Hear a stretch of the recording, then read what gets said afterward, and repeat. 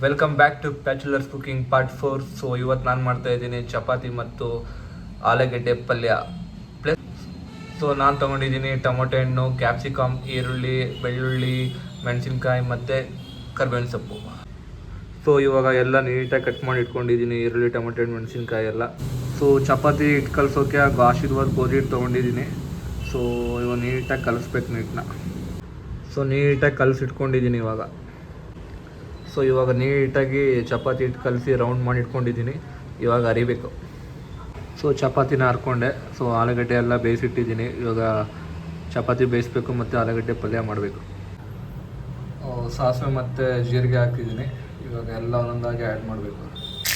ಬೆಳ್ಳುಳ್ಳಿ ಹಾಕ್ತಾ ಇದ್ದೀನಿ, ಮೆಣಸಿನ್ಕಾಯಿ, ಕರ್ಬೇವಿನ ಸೊಪ್ಪು ಹಾಕ್ತಾಯಿದ್ದೀನಿ, ಕ್ಯಾಪ್ಸಿಕಮ್ ಹಾಕ್ತಾಯಿದ್ದೀನಿ, ಇವಾಗ ಆನಿಯನ್ ಹಾಕ್ತಾಯಿದ್ದೀನಿ, ಇವಾಗ ಟೊಮೊಟೊ ಹಾಕ್ತಾಯಿದ್ದೀನಿ. ನೀಟಾಗಿ ಫ್ರೈ ಮಾಡ್ಕೋಬೇಕು. ಸೊ ಇವಾಗ ಆಲೂಗಡ್ಡೆ ಆ್ಯಡ್ ಮಾಡ್ತಾಯಿದ್ದೀನಿ, ಸ್ವಲ್ಪ ವಾಟರ್ ಆ್ಯಡ್ ಮಾಡ್ತಾಯಿದ್ದೀನಿ,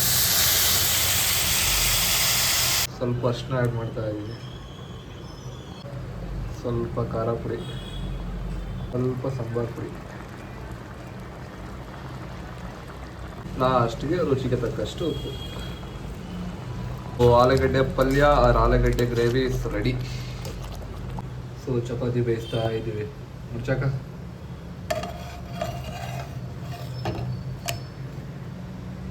ಈ ಚಪಾತಿ, ಮೊಸರು, ಉಪ್ಪಿನಕಾಯಿ, ಈರುಳ್ಳಿ, ಸೌತೆಕಾಯಿ ಪಲ್ಯ ಬಂದಿತ್ತು ನೋಡ.